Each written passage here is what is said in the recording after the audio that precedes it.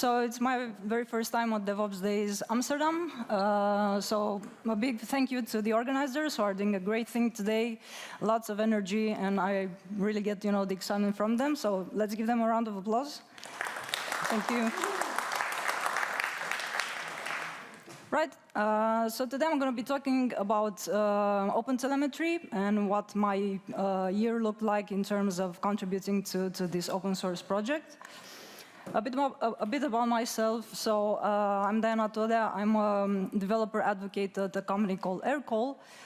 Previously, I've been working in observability as a site reliability engineer.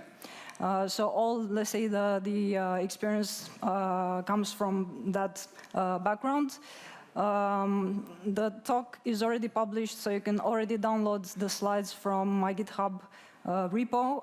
So it's free to download. You could go there and download it. It's available. Right, so how did it start for me in terms of contributing? Like many of you have heard about OpenTelemetry before. For me, it started the same way. I learned about from other colleagues, from media, whatever, about OpenTelemetry, what it does. But yeah, I never had a chance to work with it. So first of all, it started for me with a big curiosity. What is OpenTelemetry?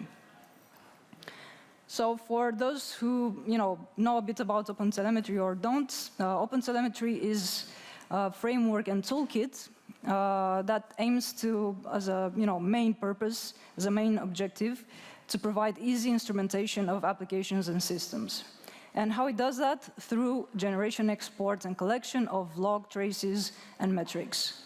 So as we established, it is open source. However, it is vendor and tools agnostic, but it doesn't provide an observability backend nor an observability front end. Also, you need your own storage and your visualization tools. That's something important that you need to know because sometimes you might get confused. Right, so knowing this, for me, it started actually really, I was lucky because Linux Foundation was looking for observability SMEs, subject matter experts, to help them with OpenTelemetry first certification and exam. That is called OpenTelemetry Certified Associate. So that was like last year when it happened. I signed up, so that was free for everybody. And then I started contributing to this exam, this certification. It was a great introduction for me towards OpenTelemetry. Why? Because I got to get to know the concepts, the documentation in depth, got to know the opinions from my peers that had a lot more experience, practical experience with OpenTelemetry. And this project was long going. So it happened like around 8 or 9 months, creating, reviewing these questions, starting to think, okay, but what will people want to have from the certification? So it was really good. It was a really good experience. And also working with, let's say, one of the main people, the main engineers that started this project was actually a first great hand contribution in the community. Right, but let's say the first contribution is more or less around the theory, but like an SRE, like many of you, I wanted to get inside to actually practice, right? So I wanted to do something more with OpenTelemetry. Right, so how about the proof of concept? Luckily for me at my company, where I was in, they never heard about OpenTelemetry. They also struggled with fragmented observability. They had an APM provider, a commercial provider that, like many other commercial providers, tend to be quite expensive. So the idea came, okay, maybe we can find something that is open source, that can provide the same things. What can we use? So it was, for me, the perfect opportunity to discuss OpenTelemetry. So this is what I did. I started the proof of concept with my team of site reliability engineers. I went in, I started deploying everything in staging, in the dev environment, and then I got into collaborating with the software engineers. So the company where I was in, we had like a lot of applications, a lot of SDKs. So due to this fact, we relied heavily on the APM provider. That means that obviously using so many queries, we actually queried a lot. I wanted to know, what's the latency, what's the overhead of our applications. So having an open source alternative was a very good idea. Okay, so the main takeaways from this proof of concept were the fact that we had great collaboration within internal teams. We understood what OpenTelemetry is, what's the idea, like the framework. That is focused on vendor neutrality, and this was very good for us. But moving forward into testing, we understood that are some potential bottlenecks. And these bottlenecks, as I learned from the industry talking to a lot of colleagues, tends to be very specific to each company. So in our case, being, let's say, medium-sized type of company with, like I said, fragmented observability, we also didn't have so much engineering power, right? So I'm talking about engineering teams that are not like, hundreds, are in more like around tens.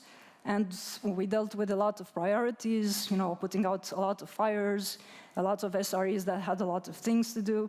So OpenTelemetry understood comes with a lot of, let's say, a very high learning curve. That means that you need to learn also the concepts, you need to understand how it works under the hood, you need to rely mainly on testing. So it depends highly on what type of SDKs are you going to use. And then you need to do a lot of manual instrumentation. This is actually key to implementing observability. So to know exactly what's the overall overhead once you start instrumenting with OpenTelemetry. So in our case, we tested with a bunch of SDKs, mainly PHP and Node.js. And we saw, as soon as we started instrumenting, that was a lot of performance regression on our application, right? That means the applications were like degraded, and we didn't know like what was happening. So we understood that once you deploy it, you also need to understand what each feature, each feature of OpenTelemetry does. So you need to understand also the concepts and also to tweak, customize a lot more that instrumentation. Right, so we also tested once we reached staging, and we had this going, right, the OpenTelemetry collector. We started to receive our traces, our spans, everything was good. We connected it with a visual front end, and we chose an open source visualization front end that didn't quite match the visualizations that we had in our commercial APM provider. And this was, coming from that part of observability, was kind of a letdown, right? So you need to do a lot of customization also on the open source front end, and probably won't be a match 100% to whatever solution you had before. Right, going forward, the decision ultimately was that we cannot go into production with OpenTelemetry. Why? Because, like I said, our engineering team was not so solid and well spread. Also, we started to think about what type of support are we going to get in production once we hit specific bottlenecks. Are we going to get support from the community? From whom exactly are we going to get information? And this is actually an interesting feedback that propagated throughout the community. So it wasn't just our feedback, but from other companies as well. So going forward, the good thing that we did provide the feedback to the community. So we opened a GitHub issue that was picked up by the community, and we discussed, let's see, the philosophical question of auto-instrumentation. That's later on, actually just after 6-7 months from when we started, that GitHub issue was finally accepted. This is what is, I'm not sure if you can see there, but is Bela, the eBPF auto-instrumentation tool. That's a donation actually from Grafana, if I'm not mistaken. And right now, in OpenTelemetry, we are starting to see this effort going forward. So this is good to have. We didn't have that back 7 months ago. And it's important because we made that effort to provide the feedback to the community.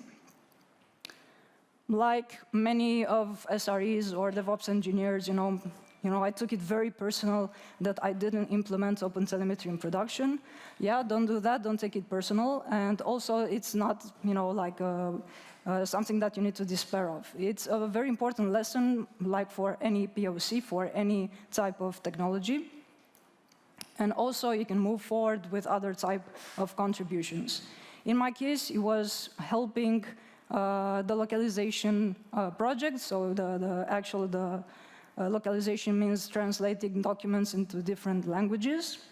As part of, like many other projects, OpenTelemetry, the main bulk of documentation is only in English, so there are many, many communities that don't have access to this type of information. So I started to focus more also on the Spanish community because I live in Spain. So I got close to lots of members in the community from OpenTelemetry, and we started to contribute a lot more into translating the documentation into Spanish.